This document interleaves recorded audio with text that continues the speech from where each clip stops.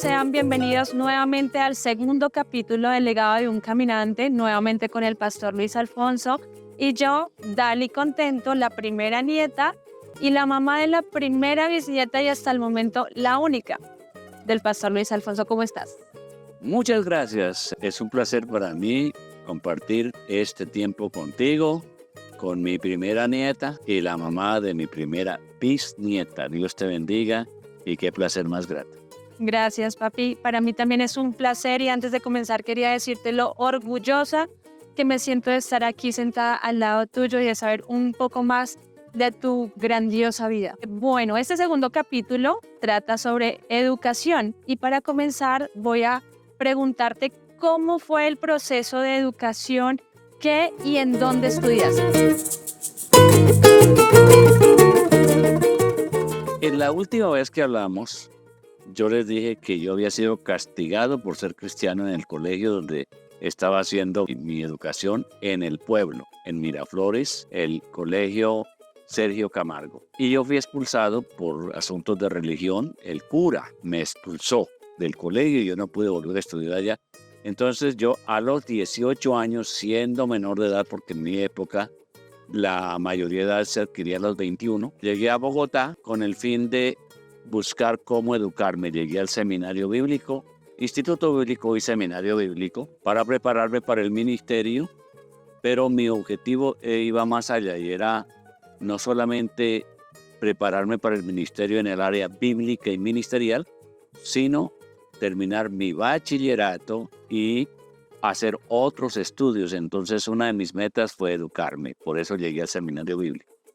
Perfecto. Y bueno, ya que nos comentas que estudiaste en el Instituto Bíblico, quería preguntarte qué experiencias tienes durante ese proceso de educación en este lugar, en todas las áreas de formación.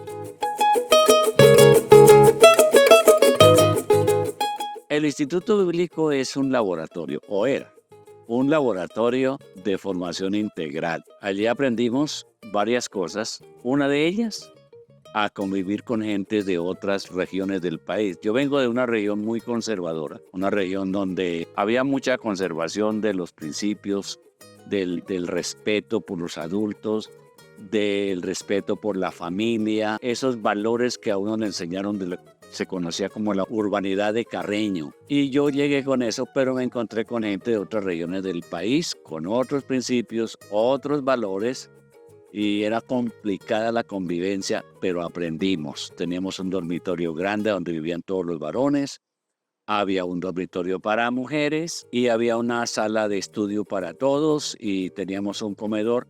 Allí nos tocaba, porque como era una cuestión de convivencia, aprendimos a lavar ollas, a pelar papas, a cortar cebolla, a cocinar, a hacer el desayuno, a servir las comidas, a trapear, a virutear los salones del seminario, a brillarlos con cera, que eso me imagino que tú no sabes, no tienes ni idea de qué te estoy hablando, y hacer todos los oficios como la portería, como ir a hacer mercado, como comprar en abastos en la plaza de mercado, las papas, las cebollas, las yucas, las auyamas y todo lo que comíamos. Esa era una labor diaria. Los fines de semana nosotros salíamos a predicar en buses, en parques y en pueblos. Nosotros recorrimos muchos pueblos predicando, llegábamos para poner al día todo lo que es el seminario, hacer lo que se llamaba los oficios de limpieza. Había que limpiar todo, lavar patios, arreglar jardines, etc. Y el martes comenzábamos el estudio y dentro de las experiencias del estudio hubo por lo menos uno que era fundamental y era el devocional. Nosotros teníamos la primera clase y la segunda hora de estudios era un devocional donde había cantos, predicaciones y testimonios. El día martes siempre se daban los testimonios de lo que había pasado el fin de semana, de dónde habíamos predicado, de dónde nos habían echado piedra, de dónde nos habían echado tomates y huevos podridos y de dónde nos habían perseguido, y era muy interesante ese tiempo. Era un tiempo que siempre lo esperábamos. Y obvio, el miércoles, el jueves y el viernes también teníamos un devocional espectacular.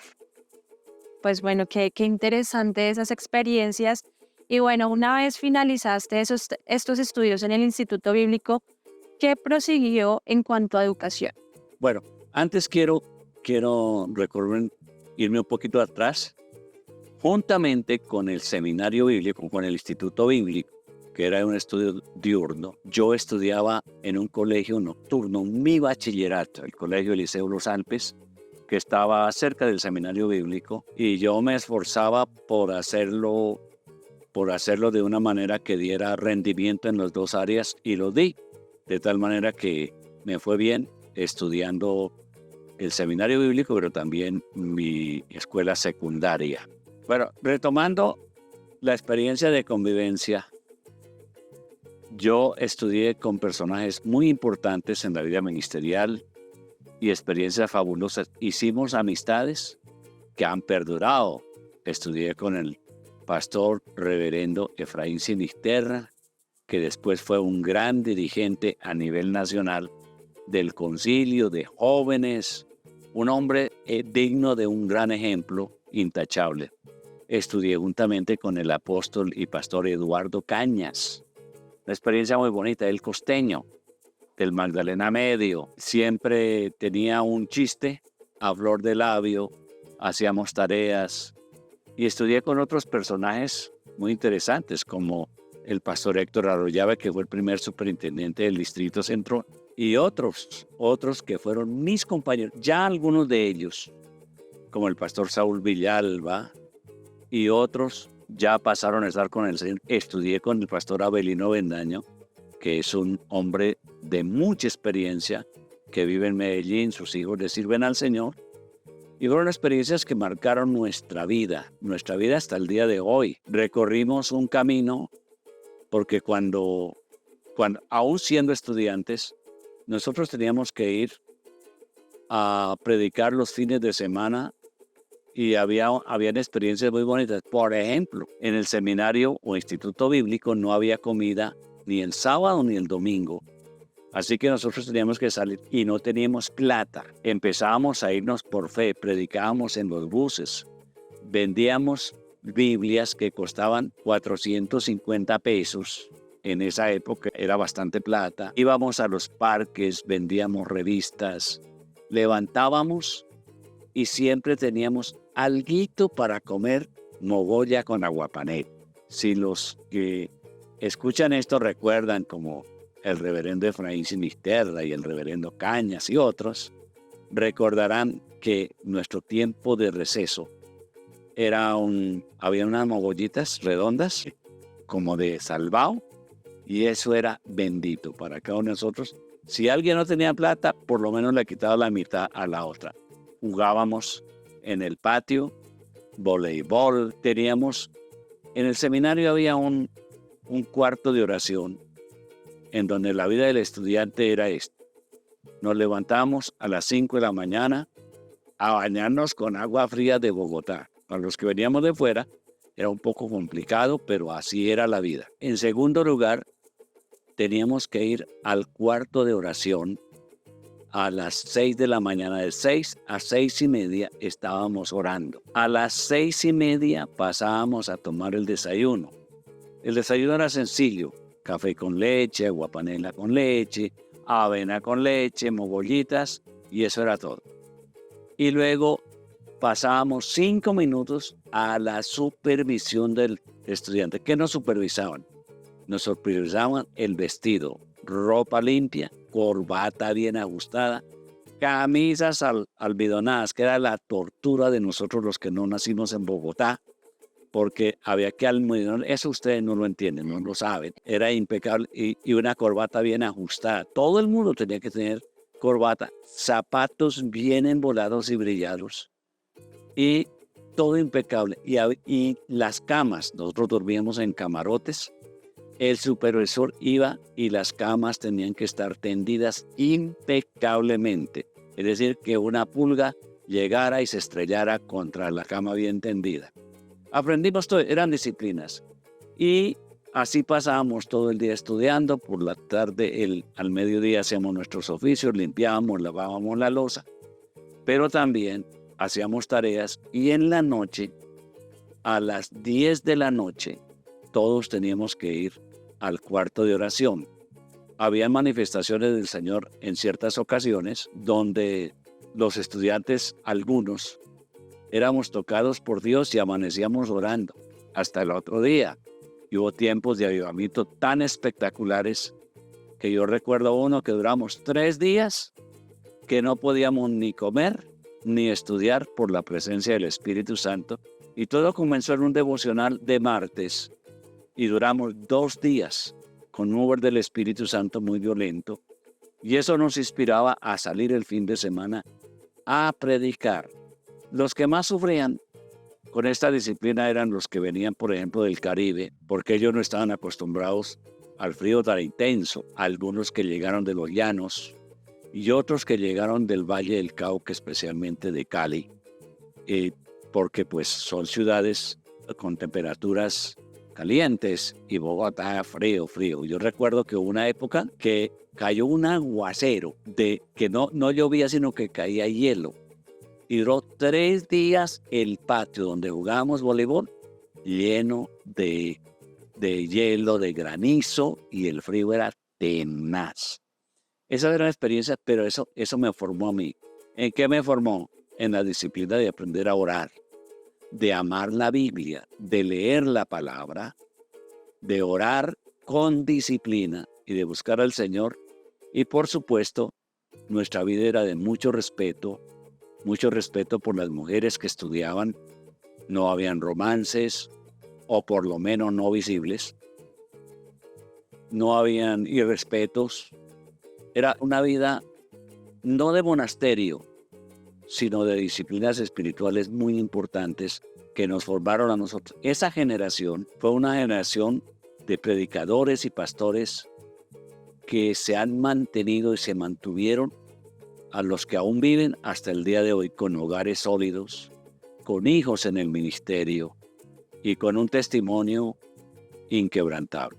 Eso fue un tiempo muy bonito, muy especial, y yo añoro esa época, y yo no sé si el seminario hoy vive con esa disciplina o no. Yo hace un tiempo que me retiré de la docencia y me retiré de frecuentarlo, pero mi vida, desde el año 66 que ingresé hasta, digamos, como el año 90, casi el 2000, fue el seminario bíblico. Inicialmente como estudiante y después en la academia como docente, en casi todas las áreas del saber que se enseñan allí. Por eso, otra vez, decir una palabra de gratitud a aquellos hombres y mujeres que nos tuvieron mucha paciencia, algunos de ellos extranjeros, que ya pasaron a recibir la corona de vida eterna en el cielo. Otros creo que aún viven, pero fueron tiempos de formación espectacular. Eso hizo que yo aprendiera a ser un hombre disciplinado en todo. Por eso, Dios los bendiga. Gracias a ellos y gracias a todos los que colaboraron en nuestra formación. Después del seminario bíblico, que lo terminé, entonces prosigue en las Asambleas de Dios en esa época, lo que llamábamos, o que lo que se llama ISUM, Instituto de Superación Ministerial, que es ya un estudio a un nivel más alto, a un nivel más profundo y a un nivel de más conocimiento bíblico y teológico. Yo estudié en Bogotá, se estudia por periodos. Yo estudié en Bogotá mi primer periodo, yo estudié en Barquisimeto, Venezuela, mi segundo periodo, yo estudié en Bogotá mi tercer periodo, porque eran 4 periodos, y estudié en Ecuador mi cuarto periodo, en donde me gradué en 1981. Ahí terminé mi ciclo en el área teológica y, por supuesto, adjunto con eso hice otros cursos de educación, otros de educación superior como AFLET a nivel latinoamericano, que tiene que ver también con profundización bíblica, pero también con consejería y asesoría pastoral, que es una cuestión muy interesante para los que somos pastores. Papi, por favor, danos un contexto social de ese momento en el que estabas estudiando y por qué había como tanta persecución en ese momento.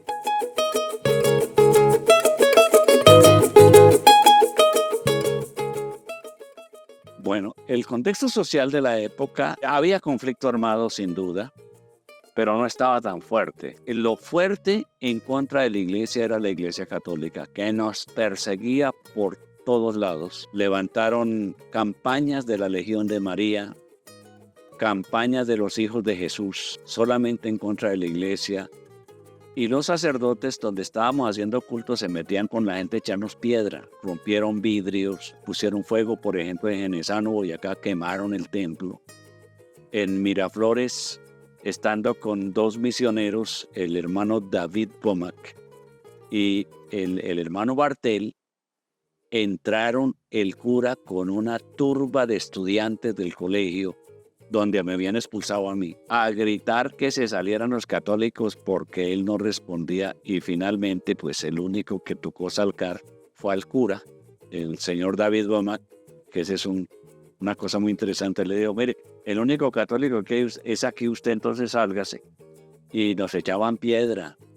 Alguna vez intentaron envenenar a los misioneros Womack y Bartel, y al pastor Luis Rodríguez, que fue el padre de la esposa del actual superintendente, el reverendo Humberto Fajardo.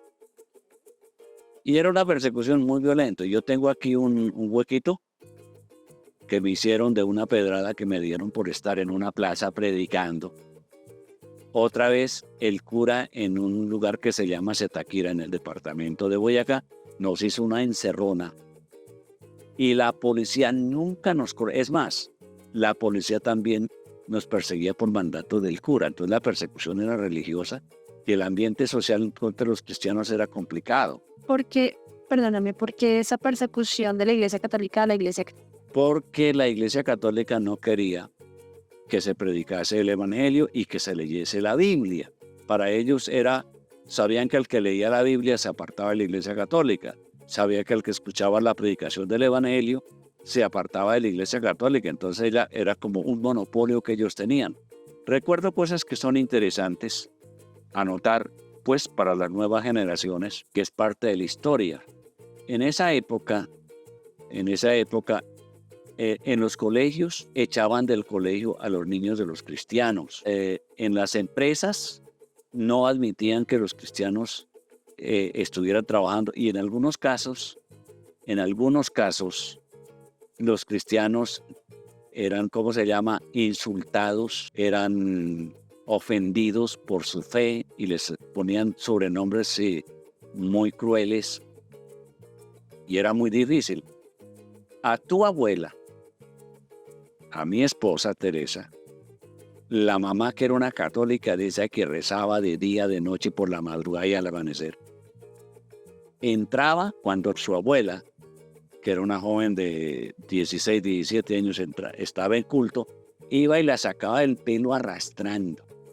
Y el cura del pueblo, ella fue y le contó al cura que la hija se le había vuelto protestante, que se había convertido, que ahora era cristiana, que leía la Biblia con sus dos hijos, es decir, todos los hijos de ella.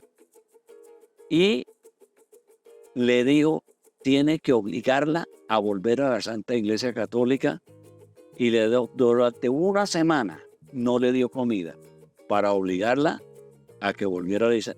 El hermano mayor, Silverio, y el hermano menor, Pablo, les tocó rescatarla y llevársela, porque la niña se iba a morir de hambre, la señorita ya se iba a morir de hambre, porque la mamá la estaba obligando a volver a la Iglesia Católica.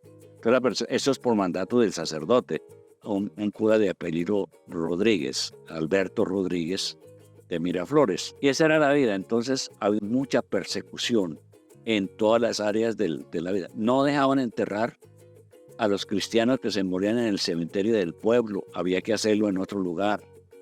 No se podía casar nadie por lo civil, tenía que hacerlo por la Iglesia Católica. En otro capítulo les cuento yo, cuando formé mi familia, todas las peripecias que tuvimos que hacer. porque era una... Entonces, en esa época, los cristianos que se convertían era gente comprometida, era gente que oraba y ayunaba para que esa persecución se acabara y para que cambiara la situación social en cuanto a la vida espiritual se refiere. Fue época que formó mucha gente en el terreno del ayuno y la oración. Fue un tiempo muy bonito.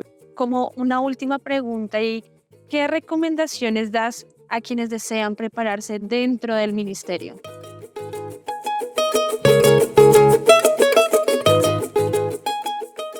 Bueno, para esta época, mis recomendaciones, primero, que los que son jóvenes que han terminado su bachillerato y quieren prepararse para el ministerio porque tienen llamado. El ministerio es pasión, el ministerio no es ganas, es pasión y es una experiencia espiritual, que hagan una carrera profesional universitaria en cualquiera de las áreas. Si usted recuerda, su mamá, sus tías, Yuri, Bani y Marta, todas quisieron apenas terminaron el bachillerato irse al seminario bíblico, y yo no las quise recomendar como su pastor, porque dije yo tengo que procurar que mis hijas sean profesionales y después se preparen para servir al Señor en un seminario bíblico. Y todas cuatro, y usted lo sabe, son profesionales, tienen carreras profesionales, están haciendo segundas carreras. Creo que tu mamá tiene 2 carreras, ¿sí? 2, y como que está haciendo una tercera. Yuri también, Bani también, Marta también, y eso les da cierta altura. Y después de que terminaron la primera etapa de su carrera profesional universitaria, tanto Libby como Yuri terminaron seminario bíblico y han hecho pinitos en estudios más profundos para el ministerio, igual que las otras 2. ¿Y por qué digo esto? Porque es que muchos no quieren servir al seminario bíblico con un mecanismo de escape, y una persona le sirve mejor al Señor. Es decir, la herramienta entre más adecuada esté, más útil es. Y una persona preparada, un ingeniero, un abogado, un médico, un arquitecto que va a servirle al Señor no porque no tiene otra cosa que hacer, sino porque a pesar de su profesión tiene el llamado del Señor, es mucho más elocuente su ministerio. Pues bueno, papi y pastor, muchas gracias por responder estas preguntas. Fue muy interesante escuchar esas experiencias en el Instituto Bíblico. Y una palabrita final a todos los que escuchan esto: prepárense, edúquense lo más que puedan. No importa que usted ya sea pastor, y usted lo sabe, hija. A pesar de mi edad, yo soy viejito, pero viejísimo. A pesar de mi edad, usted sabe que yo todavía me la paso haciendo diplomados universitarios. Es verdad. Que fui a hacer una especialización en la Universidad Nacional, que he estado en otras universidades como el Minuto y otros haciendo diplomados. Edúquese, porque este mundo es de educación y la gente que asiste a nuestras iglesias es gente con una cultura de nivel universitario.